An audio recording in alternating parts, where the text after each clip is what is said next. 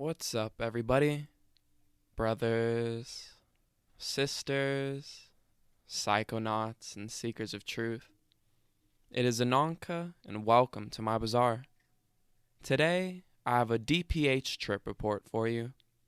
The title of this trip report is, Like Nothing Else, My Dreams, and was submitted to Erowid in 2007 by the user Patient14. With all that being said, let our story begin. I am quite young and live in one of the more expensive areas of the suburbs. This was my first true drug experience. All that I had had up to that point in my life was some DXM and alcohol. I can also quite honestly say it was the greatest experience in my life so far. I had recently been suspended from school and was staying at my aunt's house. I had heard about the fantastic effects of certain sleeping pills. I purchased a box of them and downed all 32. One of the pills broke when I was attempting to remove it from the box, and when I ate it, it tasted strong and numbed my mouth. I didn't think that the experience would be much more than that of alcohol, so I didn't take much precaution in securing myself or making sure no one was home. For the first half hour, nothing happened except a tired feeling, and I was disappointed, so I just napped on the sofa.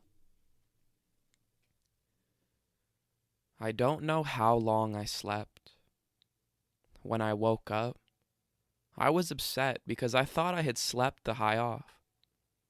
But then I moved my legs, and they were convulsing and shaking. It felt amazing. It felt like I was possessed with this feeling, that it just flowed through me. I couldn't stop it or control it. It just was. I loved not having to think about something, that I was just free. My breathing was slow, shaky. I felt it run through me, and I was so relaxed. I stood up and welcomed euphoria. I don't really remember walking. I just remember standing in the middle of the kitchen and then feeling really heavy. But this was different than anything I had ever felt before. I felt like I was sinking, and it was special. It felt really good, too. I rejoiced and walked around the living room. I circled around a coffee table and remember breaking and kicking things across the room. I remember my subconscious telling me to stop, but then just asking myself, why stop? I had not a care in the world. I stumbled around in utter bliss. I also have a faint memory where I believe I called my real father and gave him a piece of my mind. But I'm still not sure if it happened or not, and have no way of verifying it because we haven't spoken since. My aunt came downstairs and asked me if I wanted a glass of orange juice, and that's basically all I remember. The truth about this drug is that it is excellent, amazing, incredible, but it is very hard to remember anything after I take it. I remember certain moments like photographs, like flashes. I don't remember waking up in the hospital. It's like I just appeared there. The first thing I do remember is blood being taken from me. 5 vials, I believe. No pain.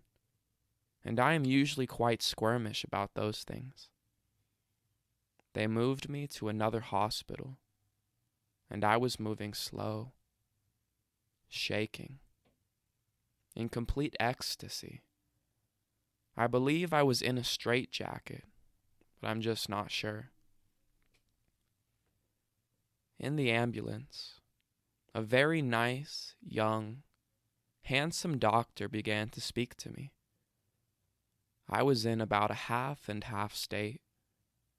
Not really there, not too far to speak.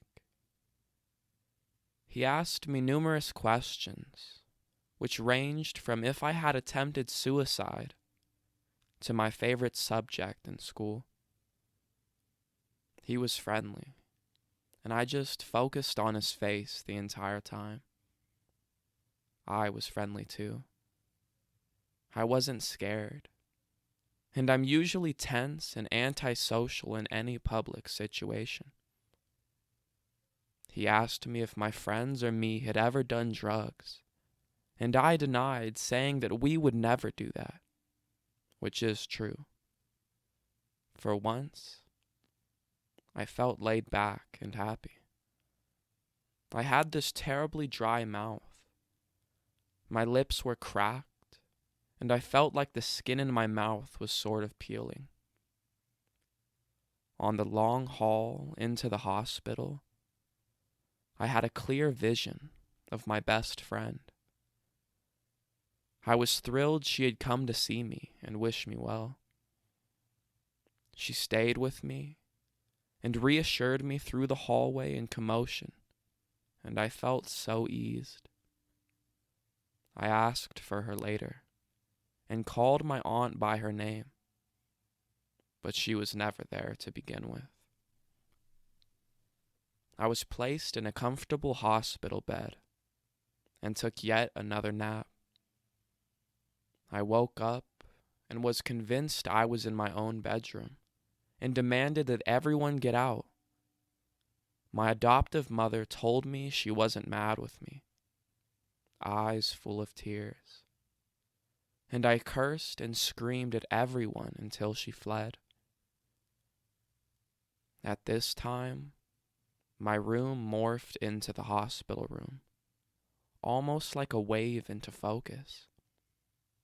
It was beautiful, but I was horrified when I realized where I was and demanded to go home. I screamed and cried and shouted until some old evil fat bitch of a nurse came in and screamed at me. She threatened to strap me down to the bed, and I just shouted back that they couldn't give me unwanted medical treatment. I was so destroyed when I realized my aunt wouldn't let me go home, even though I begged and pleaded. I stayed there through the night, crying and saddened. I knew there was nothing wrong with me. I sat there through various idiots touching my breasts, putting their stupid monitors on my chest to hear my heartbeat. I wasn't fully there, so it wasn't that bad. But still, I can only imagine what they did to me that I can't remember, because I'm still missing my underwear that I wore that day. I pissed about 2 fucking gallons over the course of that night. The bastards wouldn't even let me fully close the door to piss. Another thing I remember was looking at the mirror in the corner of my hospital room and seeing my eyes. Huge, black pits. It was the most beautiful thing I had ever seen.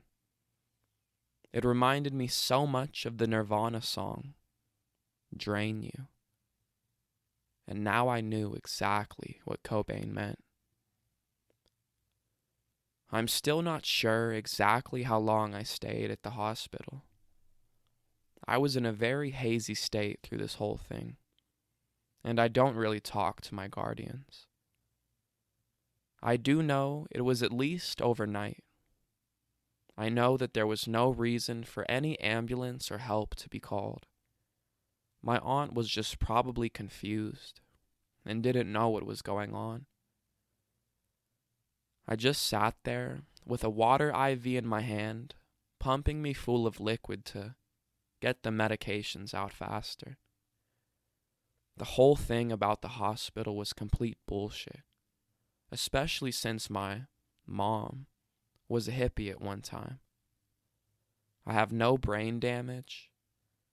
The only lasting effects I have now from this are positive and beautiful.